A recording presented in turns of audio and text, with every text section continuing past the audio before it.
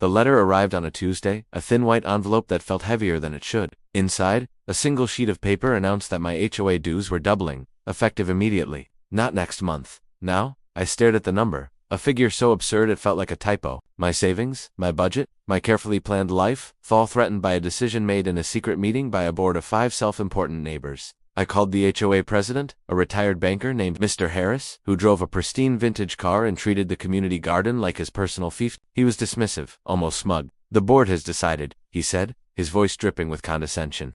"It's for the betterment of the community. You should be thanking us." Betterment. I looked out my window at the cracking pavement and the community pool that had been closed for 2 years. That night, I didn't sleep. I felt a cold, quiet rage solidifying in my chest. They thought I was just another resident they could steamroll. They were wrong. I wasn't a lawyer or an accountant, but I was a meticulous researcher. I spent the next week devouring the HOA's bylaws, covenants, and financial records, every single page available to me as a homeowner. I found it buried in the budget reports from 3 years ago, a line item for landscaping improvements that cost a fortune but never actually happened. The contractor listed, company registered to Mr. Harris's brother-in-law. I kept digging. There were consulting fees paid to a firm owned by the treasurer's cousin, and emergency repairs on the clubhouse roof that were billed twice by 2 different companies, one of which was run by the board secretary's son. It wasn't just mismanagement, it was a coordinated scheme. They weren't just raising dues for betterment, they were padding their own pockets and those of their families. My rage turned into a strategy. I gathered every piece of evidence, invoices, public records, screenshots of their social media posts, bragging about new cars and lavish vacations that coincided with these phantom expenses. I created a detailed, undeniable dossier. I didn't just want to expose them.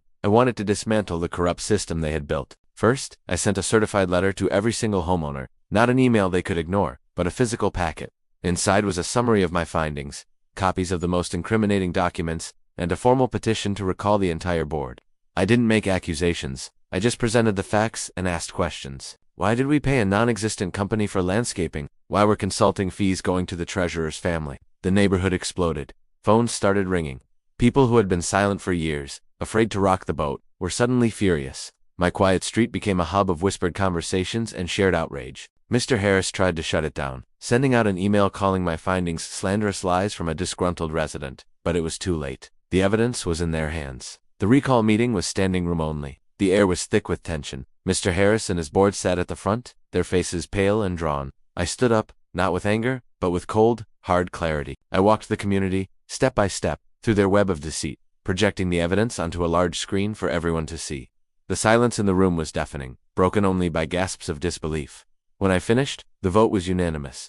They were out, but I wasn't done. With the backing of my neighbors, I filed a lawsuit against the former board members for breach of fiduciary duty and misappropriation of funds. Their personal assets were frozen. The legal fees mounted, draining their savings, forcing them to sell their expensive cars and second properties. They had tried to break me financially, but in the end, their own greed led to their bankruptcy. The pristine vintage car was repossessed. Their reign was over, and the community was ours again. If this story resonated with you, if you believe that one person standing up for what's right can change everything, a simple like on this video would mean more than you know. It's a quiet signal that you see the importance of integrity. The greatest lesson I learned is this: power, when left unchecked, will always corrupt. But the truth, armed with courage and persistence, is a force that can tear down empires, even the small ones that rule over our own backyards. Never underestimate your own power to hold others accountable. It's not just a right, it's a responsibility. Thank you for listening.